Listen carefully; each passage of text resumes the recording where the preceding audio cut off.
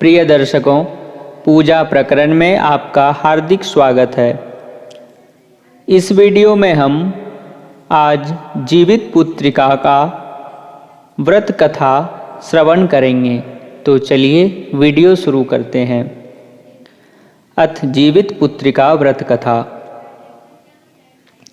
एक बार नैमिषारण्य के निवासी ऋषियों ने संसार के कल्याणार्थ सूत जी से पूछा, हे सूत, कराल कलिकाल में लोगों के बालक किस तरह दीर्घायु होंगे सो कहिए। सूत जी बोले, जब द्वापर का अंत और कलयुग का आरंभ था, उसी समय बहुत सी शोकाकुल स्त्रियों ने आपस में सलाह की कि क्या इस कली में माता के जीवित रहते हुए पुत्र मर जाएंगे।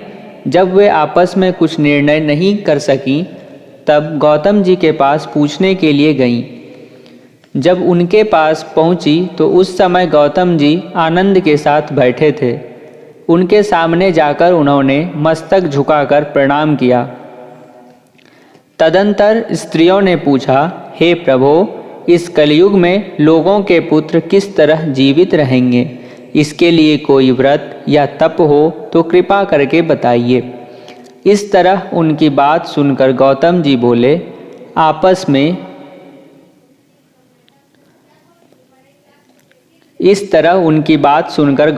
बोले, आपसे मैं वही बात कहूँगा जो मैंने पहले से सुन रखी है।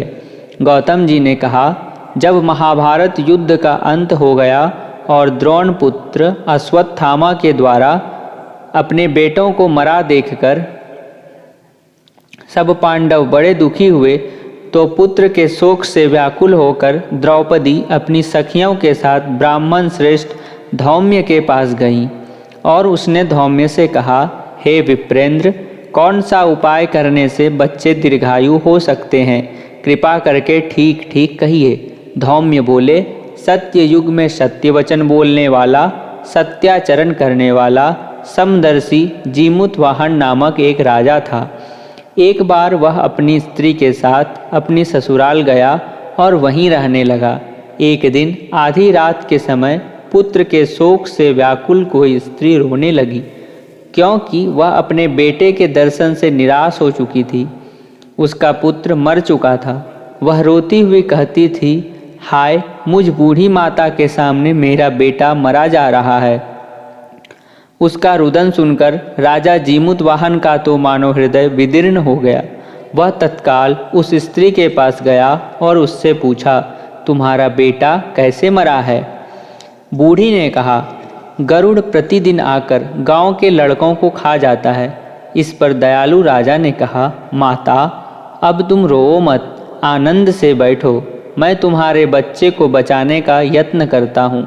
ऐसा कहकर राजा उस स्थान पर गया जहाँ गरुड़ आकर प्रतिदिन मांस खाया करता था। उसी समय गरुड़ भी उस पर टूट पड़ा और राजा के शरीर का मांस खाने लगा। जब अतिशय तेजस्वी गरुड़ ने राजा का बायां अंग खा लिया, तो झटपट राजा ने अपना दाहिना अंग फेर कर गरुड़ के सामने कर दिया। यह देखकर गरुड़ जी ने कहा, देव योनियों में तुम कौन हो? तुम मनुष्य तो नहीं जान पड़ते। अच्छा, अपना जन्म और कुल बताओ। पीड़ा से व्याकुल मन वाले राजा ने कहा, हे पक्षीराज, इस तरह के प्रश्न करना व्यर्थ है।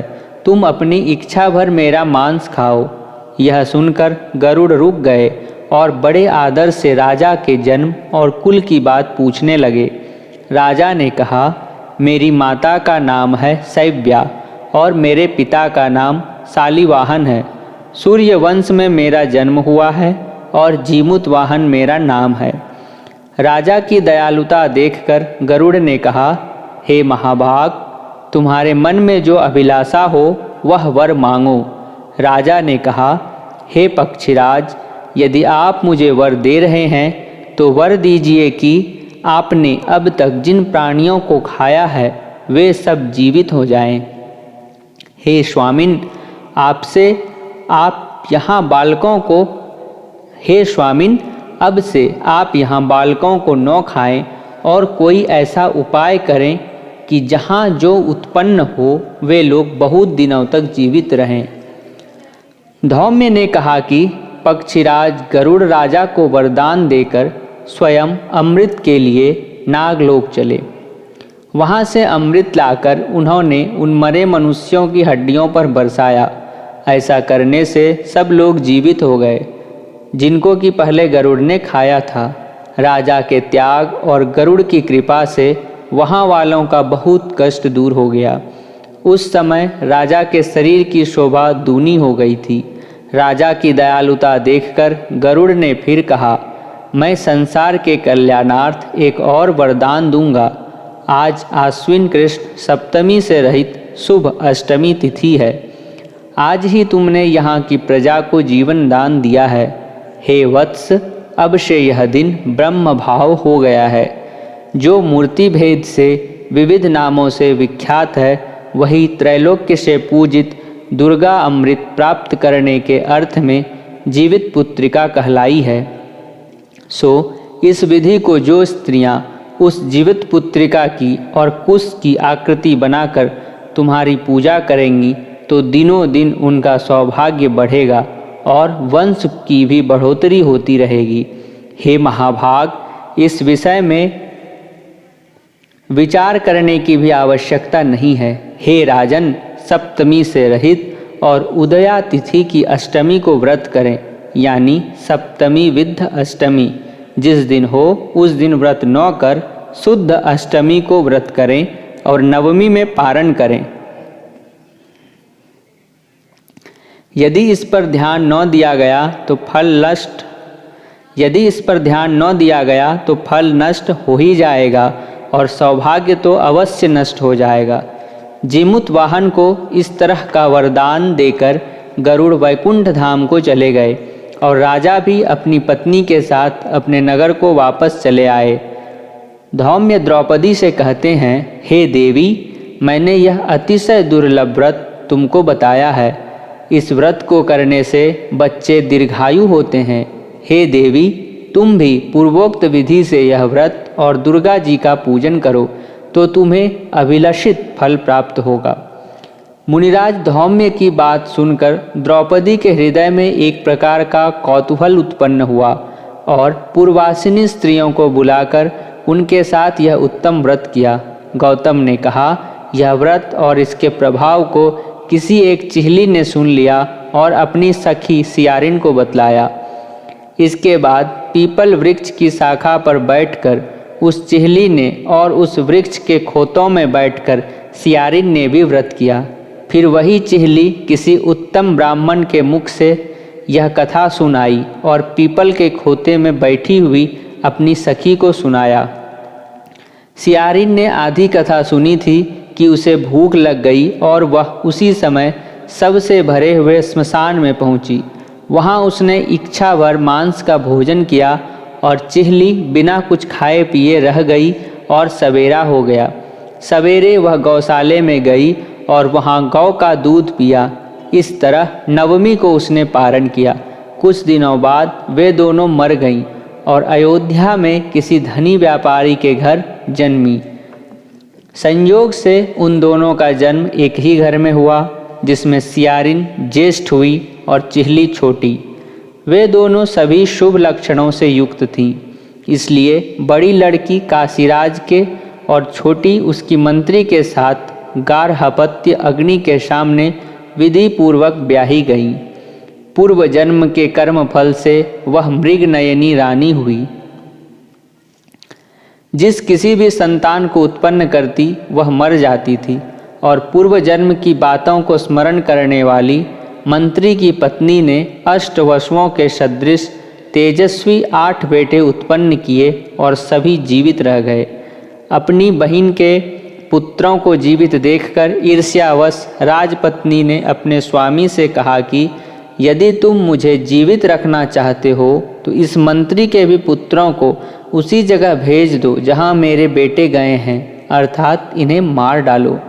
यह सुनकर राजा ने उस मंत्री के पुत्रों को मारने के लिए कई प्रकार के उद्वेग किए, पर मंत्री पत्नी ने जीवित पुत्रिका के पुण्य बल से बचा लिया। एक दिन राजा ने अपने आदमियों से उन पुत्रों का सिर कटवाकर पिटारी में रखवाया और वह पिटारी उनकी माता यानी कि मंत्री पत्नी के पास भेज दिया। किंतु वे 8 सिर बेशकीमती जवाहरात हो गए और भले चंगे वे 8 लड़के अपनी माता के पास वापस चले गए। उनको जीवित देखकर राजपत्नी को बड़ा विस्मय हुआ।